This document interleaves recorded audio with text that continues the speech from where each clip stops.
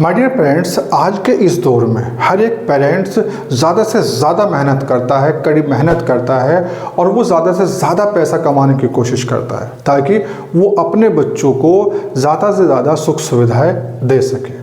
और वो अपने बच्चों को अच्छे से अच्छे स्कूल में पढ़ाता है, उसे अच्छे से अच्छे कपड़े पहनाता है, उसे अच्छे से अच्छा खाना खिलाता है और भरपूर मात्रा में खूब दिल खोल करके जेब खर्च भी देता है। लेकिन क्या ये सब चीज़ें सही हैं? अगर हम पेरेंट्स से पूछते हैं तो पेरेंट्स इस बात का जवाब ये देते हैं कि हम नहीं चाहते कि जिन परेशानियों को, जिन मुश्किलों का सामना हमने बचपन में किया, हमारे बच्चे भी उन चीज़ों से महरूम रहें।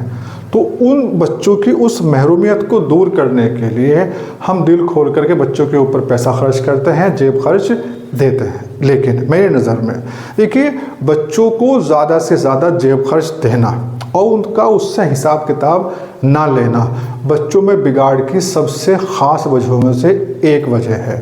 ठीक है, हम अपने बच्चों को जेब खर्च दे रहे हैं, लेकिन उनसे इस बात को ज़रूर पूछें कि वो पैसे उसने कहाँ खर्च किए।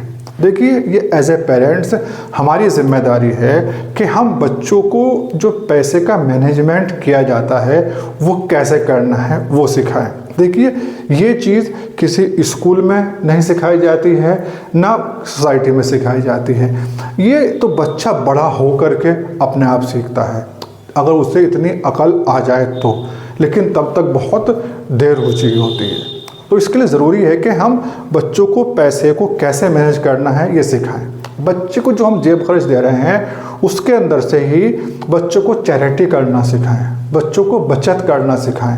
हमें बच्चों को सिखाना चाहिए कि जो पैसा आ रहा है वो कहाँ से आ रहा है, आप किस तरीके से पैसा कमा रहे हैं और आप पैसा कहाँ खर्च कर रहे हैं।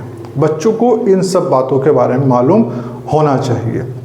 बस ये ना हो कि बच्चों को मतलब नहीं है कि पैसा आप कहाँ से कमा रहे हैं, कैसे लेकर आ रहे हैं और उसे सिर्फ खर्च करना है। नहीं, बच्चे को पैसे की अहमियत मालूम होनी चाहिए। और ये ड्यूटी किसकी है? ये ड्यूटी हमारी है, किसी और की ड्यूटी नहीं है।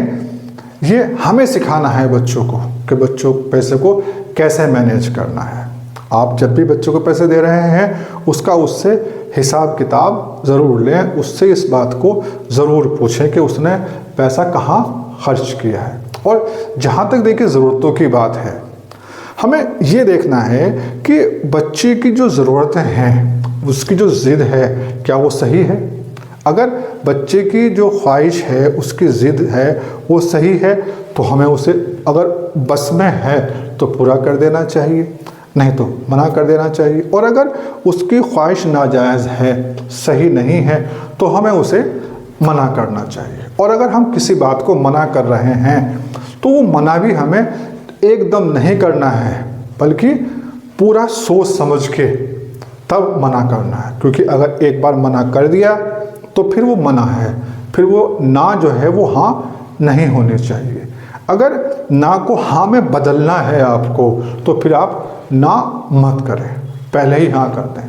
और अगर किसी काम को आपने मना कर दिया है तो फिर मना हो गया है। बच्चे को इस बात का एहसास होना चाहिए कि मेरे मम्मी पापा ने जिस काम के लिए मना कर दिया है तो फिर वो मना हो गया है, वो हाँ में नहीं बदलेगा।